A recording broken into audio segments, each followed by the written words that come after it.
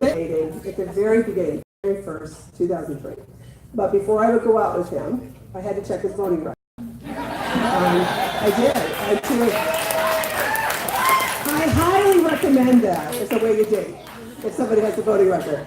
I wanted to know about two issues. He had to be 100% on both of them. One was choice, and the other was gay rights, 100% on both. Now, I had been a single mom for a decade when I met Sherrod, and Sherrod had been a single dad for, I always forget, 16, 18, 47 years, I don't know. 16 years? Okay. So, how many, do I have single moms or former single moms in there? Okay, so you know how it goes, right? You decide, I am never going to depend on another human being as long as I live. I'm going to raise my children, I'm going to be a good friend, I'm a journalist, I was going to be his friend. And about 3 months into our dating life, I say one afternoon, I just said, I'm going to make some coffee. No, because what do? I don't need you to make my coffee. I've been making my own coffee for 10 years. And so Sherrod grabs my hand and he says, we need to talk. So we sat down at the kitchen table and he took my hand and he said, you will not lose your right to vote or your right to own property. We were married on a hospice home care worker. She died at age 62. She was wonderful. She was 4 feet 11, but she had a big beehive, so she always thought it made her look taller.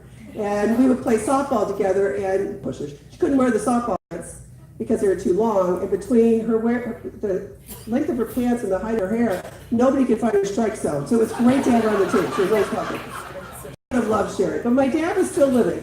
My dad was a utility worker for 36 years. It was the Utility Workers of America, Local 270. And I grew up with the Jack and Jesus wall. Jack Kennedy and Jesus, side by side.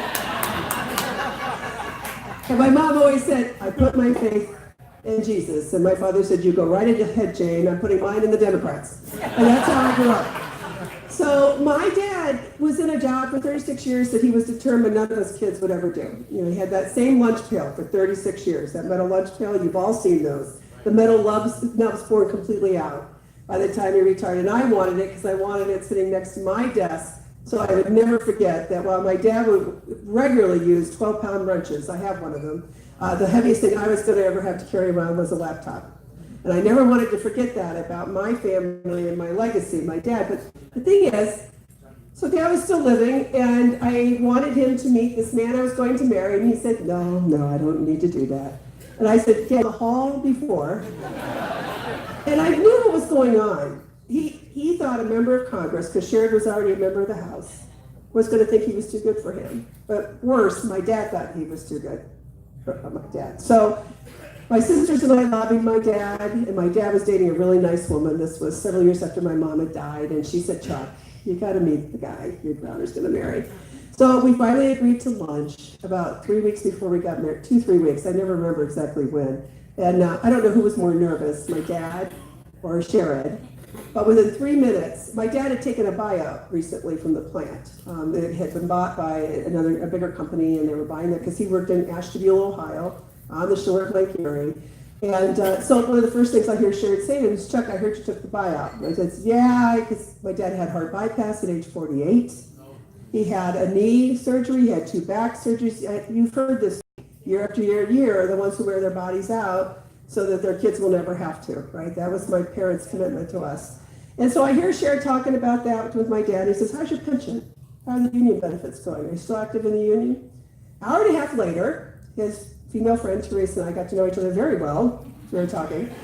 As Sherrod and my dad talked about what it meant to be a union member, what it meant to do the kind of work I learned more about my dad's job that day, listening to him talk to Sherrod, than he had ever told me. Because he always used to say to me, Connie, it was a job. It wasn't a career. Yeah, and he worked in maintenance, and it wasn't until after he died that I found out maintenance meant he could do every job in the plant. He was very skilled labor. But at the end, we're walking out to the car, and my dad grabbed my sleeve, and he said, hey, he's us in a tie. And that's when I knew. That was the guy that even my dad was going to fall in love with. My dad would never put a bumper sticker on his always made in the U.S. car, had one for sure. That's what I remember most about my dad is how, in his last weeks, is how much he fell in love with my husband. So I want to introduce you to my husband, Senator Sherrod Brown.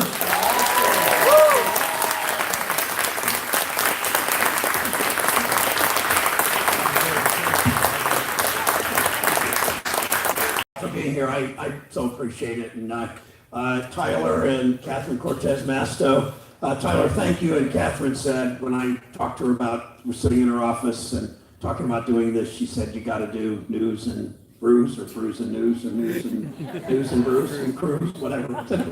But thank you. And thanks to Ms. Lovelady I met earlier.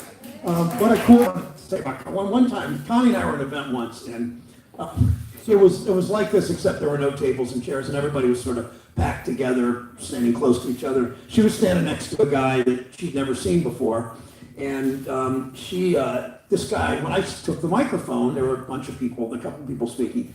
This guy turns to my wife and he said, I can't stand that guy's voice. And Connie said, really? And he said, yeah. He said, that voice sounds like this fingernails on a blackboard. And Connie says, I like his voice. And this guy said, do you like that guy's voice?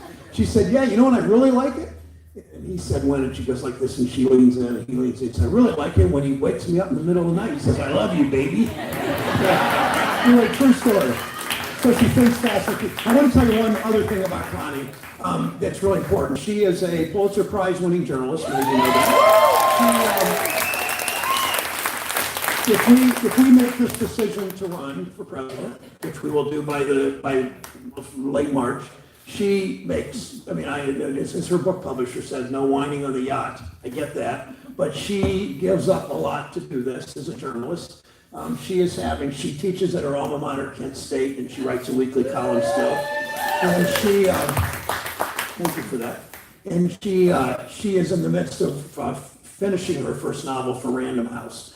And a working class kid growing up near Lake Erie in northern Ohio. And the story I'll tell you is this: one of the protagonists, call him George for the purpose of the story. So the book's about 80% done. I walk in the house one day, and she looks really kind of discouraged. And I said, honey, what's wrong? And she said, well, George died today.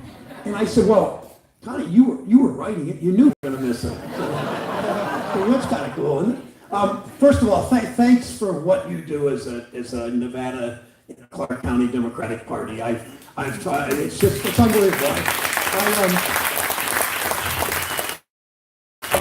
I met Sam and Roberta today and the work they did running the state party. I talked to them earlier on the phone. I met Donna today, and we both are gardeners, although she's more of a gardener than I am, but we both try, and you probably do better. But I just look at what your party has done from this state 5 years ago, 10 years ago, 20 years ago. And I understand demographic changes. I understand the surging union movement and how important Mike and Katie that is in our state too. And but I see how you take advantage of it. And I know that I don't believe there's a state in the country where you do ongoing voter registration. You continue, as this event does, raising money so you can put people in the streets and sign people up and work on students. I met a woman named Lynette today at 226. You know Lynette? Lynette and Max. And Lynette from Canton, Ohio, is the state party in the country, so keep it up. And you've turned the state. I rode out here with Steve, with your, I guess you say your new old congressman, your former and now new.